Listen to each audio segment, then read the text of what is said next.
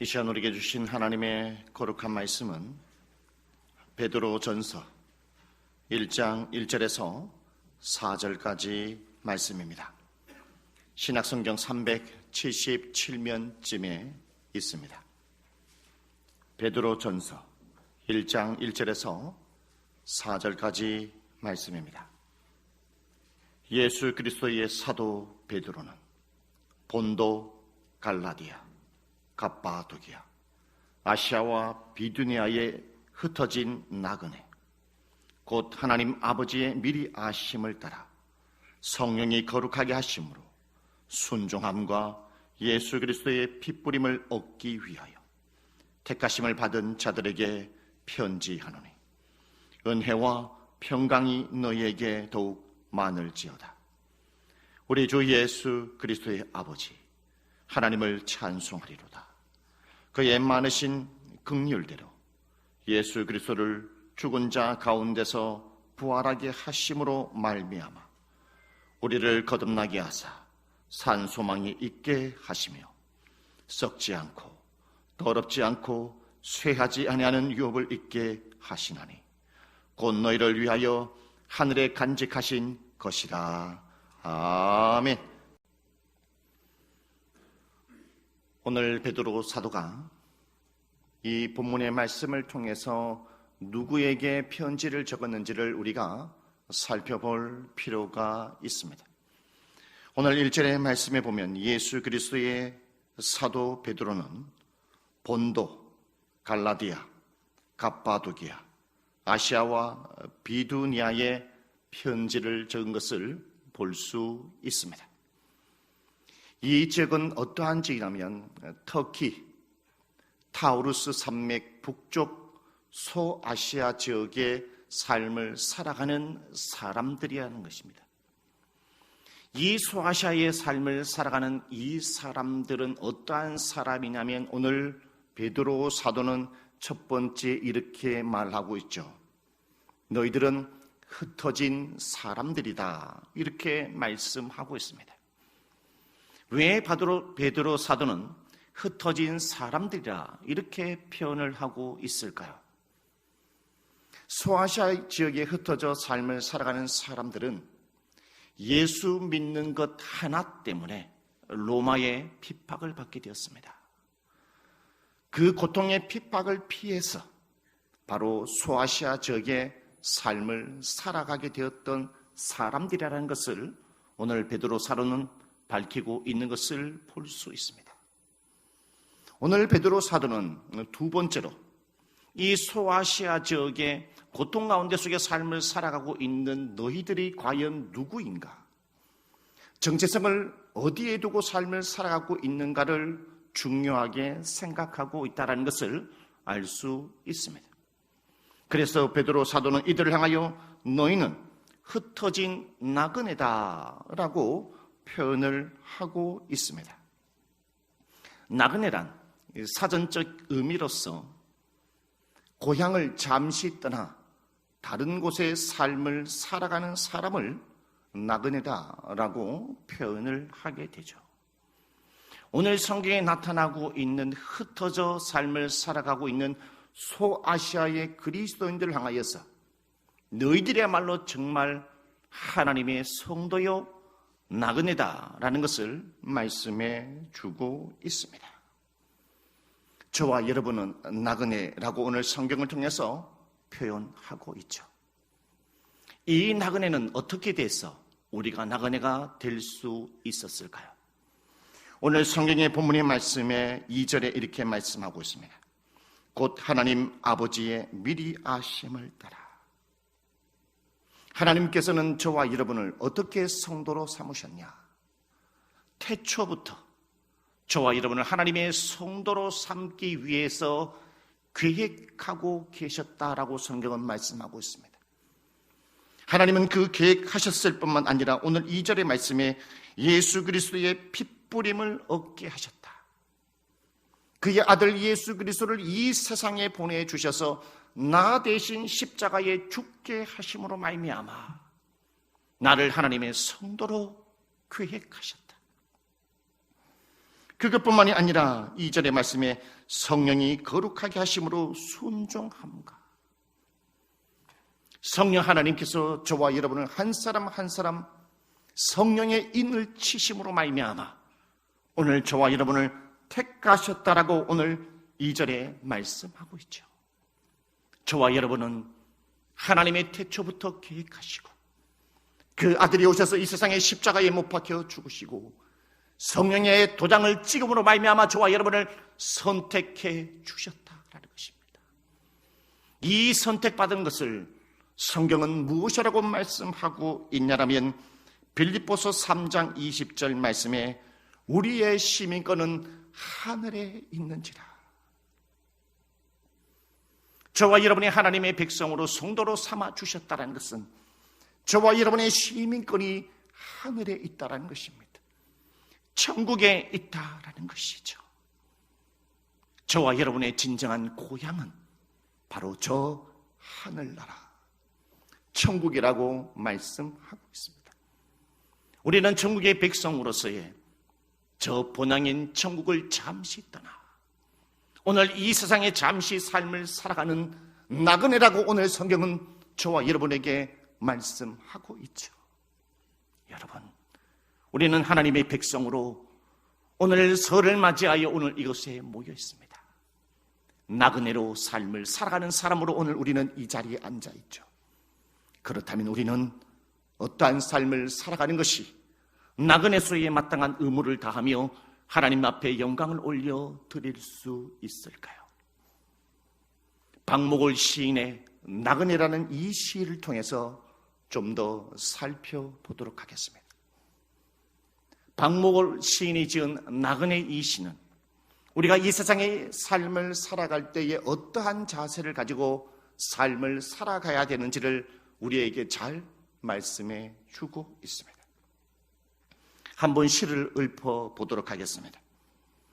강다루 건너서 밀밭길을 구름에 달가듯이 가는 사람, 길은 외줄기 남도 300리, 술 익은 마을마다 타는 전옥놀, 구름에 달가듯이 가는 나그네라고 말을 하고 있습니다. 첫 소절을 보게 되면 강나루 건너서 밀밭길을 구름에 달가듯이 가는 사람, 강나루를 건너가지고 밀밭길을 걸어가는데 구름에 달가듯이 걸어간다 이렇게 표현하고 있습니다. 이것을 통해서 나그네가 이 세상에 어떠한 삶을 살아가는지를 우리에게 잘 말씀해 주고 있죠. 나그네는 이 세상에 얽매이지 않는다는 것입니다. 나그네는 사람에 얽매이지 않는다는 거예요. 나그네는 물질에 얽매이지 않는 것입니다. 나그네는 고통에 얽매이지 아니하고 자기가 목적한 바 본향을 향해서 유유히 걸어가는 사람이 나그네라는 사람이죠. 오늘 성경은 저와 여러분을 천국의 나그네로 말씀하고 있다는 것입니다. 그렇다면 우리는 이 세상에 얽매이며 삶을 살아가는 자가 아니라 어떻게 하면 이 인생의 삶을 걸어가야 하겠습니까? 오늘 성경은 이렇게 말씀하고 있습니다. 3절에 우리 주 예수 그리스도의 아버지 하나님을 찬송하리로다. 본향을 목적으로 하면서 이 세상에 얽매이지 아니하고 오직 살아계신 하나님만을 즐거워하며 찬송 부르며 걸어가는 사람이 오늘 나그네라고 성경은 말씀하고 있죠. 성경에서 어떠한 사람이 진정한 나그네의 길을 걸어갔다라고 말을 합니까? 그것은 바로 노아라고 말할 수 있습니다. 세상에 죄악이 가득했을 때에 하나님은 노아를 찾아가게 되죠. 이제 곧 있게 되면은 하나님의 홍수의 심판이 있을 것이다 라고 말을 합니다. 그러니 너는 방주를 만들라 라고 말씀하셨습니다. 노아는 하나님의 말씀을 듣고 120년 동안의 방주를 만들게 되죠. 120년 동안의 방주를 만들면서 노아는 하나님의 홍수의 심판이 있을 것이라고 친척과 수많은 사람들에게 이 소식, 복음의 소식을 알리게 됩니다. 많은 사람은 노아에게 이 맑은 날에 무슨 하나님의 홍수의 심판이 있는가 손가락질을 했죠. 아무도 믿어주지 않았습니다. 그러나 노아는 하나님의 방주를 만들라는 하나님의 그 말씀을 의지하며 사람들의 말이 어떠한 말을 한다든지 그 말에 얽매이지 아니하고 사람들이 욕한다 할지라도 그 욕의 마음에 얽매이지 아니하고 자신의 일에 얽매이지 아니하고 묵묵히 살아계신 하나님을 바라봄으로 말미암아 방주를 만들게 됩니다. 그리고 370일 동안에 홍수가 있게 되죠. 여러분, 이 세상에 며칠만 비가 와도 집이 떠내려갑니다. 하나님의 홍수 심판이 370일 동안에 이루어졌다라고 성경은 말씀하죠. 무려 1년하고 5일 동안에 이 세상에 홍수가 있었다라는 것은 이 세상에 남아있는 것이 단 하나도 없다라는 것을 말씀해 주고 있습니다. 370일 후에 노아가 방주에 나왔을 때의 세상은 어떻게 보였을까? 방주에 들어갔을 때의 그 세상의 모습과 방주에 나왔을 때의 세상, 하늘과 땅의 차이가 있었을 것입니다. 세상은 처참해 있었을 것입니다. 너무나 외롭고 쓸쓸한 가운데 속에 있었을 것이죠.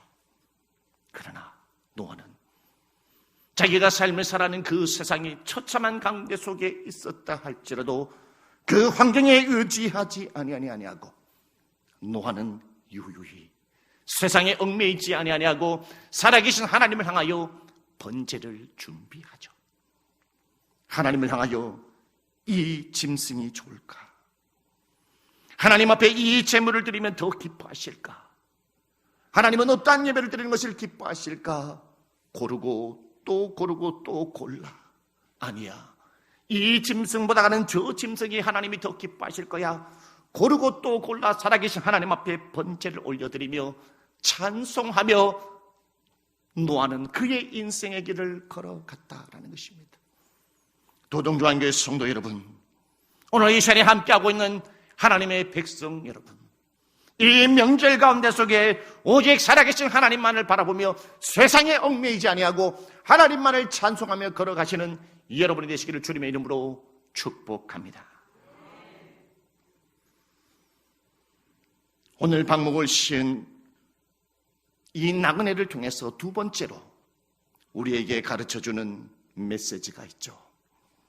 두 번째 소절을 살펴보면 길은 외줄기라고 말합니다. 길은 외줄기라는 것은 우리의 인생의 나그네 길이 고독하다는 거예요. 외롭다라는 것이죠. 그리고 남도 300리라고 말합니다. 우리의 나그네 길에 70이고 80이고 100년의 인생을 산다 할 때에 우리의 인생은 밝은 날보다 굳은 날이 더 많다라는 것이죠. 이러한 고난의 인생의 길을 걸어가는 이 나그네 길, 오늘 방목을 시인은 이렇게 얘기를 합니다. 우리에게 고독한 인생의 길이 있다 할지라도, 우리에게 남도 300일의 고난이 있다 할지라도 술 익은 마을마다 타는 저녁 노을, 구름에 달가듯이 가는 나그네라고 말을 하고 있죠. 술 익은 마을마다 타는 저녁 노을, 나그네가 고독한 길을, 고난의 길을 걸어가는 가운데 속에 보니까 저녁에 많은 사람들이 삼삼오오 몰려서 아름다운 이야기를 나누고 있다는 거예요. 오늘 저와 여러분도 마찬가지라는 것입니다. 나그네 길 가운데에 고난과 어려움이 있지만 기쁨과 행복도 있다는 것을 오늘 이 방목을 시를 통해서, 오늘 성경의 본문의 말씀을 통해서 우리에게 말씀해 주고 있습니다. 3절의 말씀에 이렇게 얘기합니다. 우리 주 예수 그리스도의 아버지 하나님을 찬송하리로다. 그의 많으신 긍휼대로 예수 그리스도를 죽은 자 가운데서 부활하게 하심으로 말미암아 우리를 거듭나게 하사 산 소망이 있게 하시며 라고 말씀하고 있습니다. 여러분, 신앙생활이 결코 쉽지만은 않습니다. 신앙생활 가운데 속에 우리는 괴로울 때도 있고 슬플 때도 있다라는 것이죠. 우리는 고난 가운데 속에 때로는 어려움을 만날 때가 있다라는 것입니다. 세상의 직장생활을 하고 우리가 하나님의 백성으로서 구별된 삶을 살아가는 것이 쉽지만은 않다라는 것이죠. 오늘 성경의 본문의 말씀에 하나님의 백성된 나그네들이 어떻게 삶을 살아가야 되느냐, 바로 우리 주 예수 그리스도, 나를 위하여 십자가에 죽으신 예수 그리스도를 나의 산 소망으로 바라보면서 삶을 살아가라고 말씀하고 있습니다. 예수 그리스도를 나의 산 소망으로 삼고 우리가 하나님의 백성의 나그네 길을 걸어가고 걸어갈 때 우리의 인생 가운데 속에 고난만 있는 것이 아니라, 우리의 인생에 고독한 길만 있는 것이 아니라 살아계신 하나님 앞에 우리에게 아름다움을 허락하신다고 말씀합니다. 우리에게 기쁨을 허락하신다고 말씀하고 있습니다. 우리에게 감사가 넘친다고 말씀하고 있습니다. 우리에게 풍성한 은혜를 주신다고 오늘 저와 여러분에게 말씀하고 있다는 것입니다. 그 풍성한 은혜가 무엇이냐? 4절에 썩지 않고 더럽지 않고 쇠하지 아니하는 유업을 있게 하시나니, 유업을 준다고 말합니다. 영원한 하나님의 나라, 영원한 고통이 없고 영원한 기쁨이 있는 오직 살아계신 하나님의 품 안에 앉을 수 있는 기쁨을 누리며 삶을 얻게 된다라고 오늘 성경은 우리에게 말씀하고 있죠. 여러분, 창세기 5장 22절에 에녹의 삶이 나타납니다. 에녹은 300년 동안에 하나님과 동행했다라고 합니다. 이 동행이라는 단어를, 히브리어를 찾아보게 되면 동행한다라는 것은 산책한다라는 뜻을 가지고 있습니다. 산책한다. 여러분, 함께 산책하기 위해서는 어떻게 해야 되겠습니까? 질문도 해보고, 그리고 질문도 받고, 서로 대화가 오고 가야만이 산책을 할 수 있다는 것이죠. 에녹의 삶을 살아갈 때는 가장 악한 시대이죠. 가장 악한 그 시대에 에녹은 살아계신 하나님과의 영적인 교제를 하며 인생의 삶을 살아갔다라는 거예요.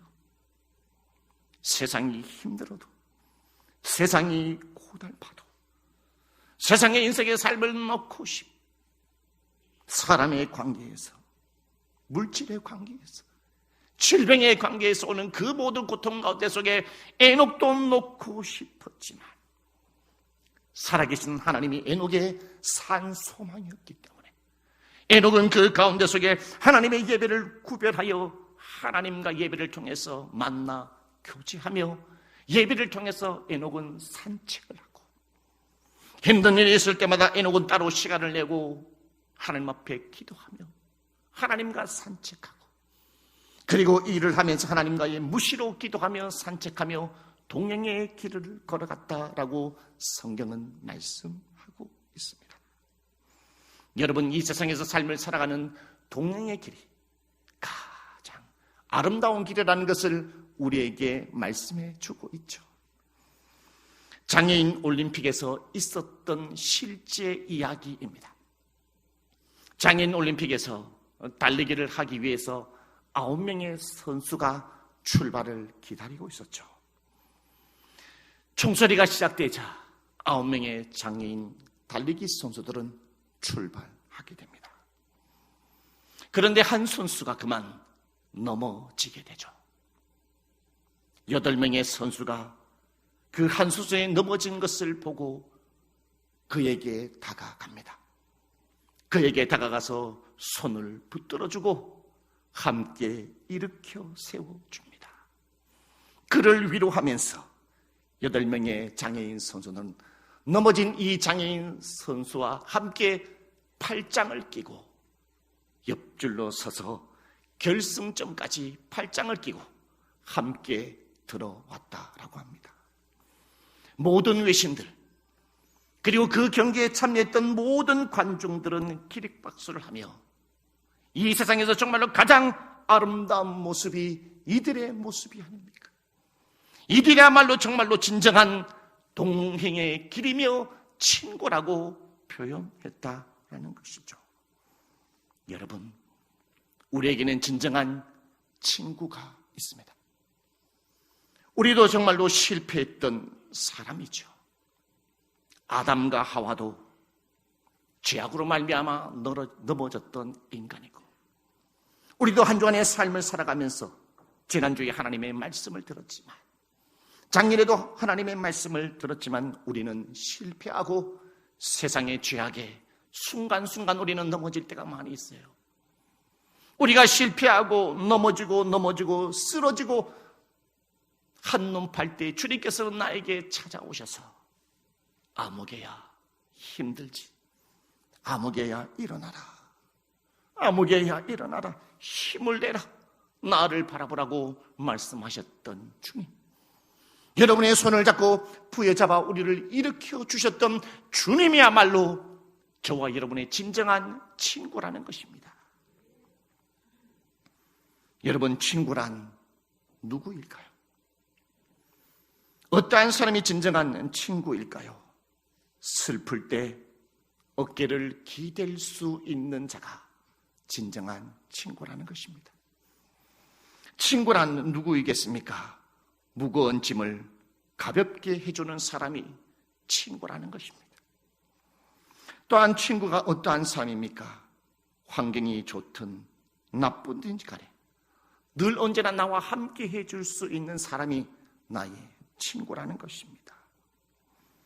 또한 어떠한 사람이 친구입니까? 좋은 소식이 들려올 때에 가장 먼저 알리고 싶은 사람이 바로 좋은 친구라는 것이죠. 여러분, 그 친구가 바로 저와 여러분 곁에 있습니다. 보라, 처녀가 잉태하여 아들을 낳을 것이요 그의 이름은 임마누엘 하리라 하셨으니 이를 번역한즉 하나님이 우리와 함께 계시다 함이라 라고 말씀하고 있습니다. 예수님은 저와 여러분의 임마누엘이 하나님으로서의 진정한 친구입니다. 여러분이 명절 가운데 속에 여러분의 아픔, 여러분의 고통, 여러분의 근심과 걱정, 환난을 다 내려놓으시고 나의 진정한 친구이신 예수님께 주님의 어깨에 기대어 보며 이 한 주간의 삶을 살아가시는 저와 여러분 되시기를 주님의 이름으로 축복합니다. 기도드리겠습니다.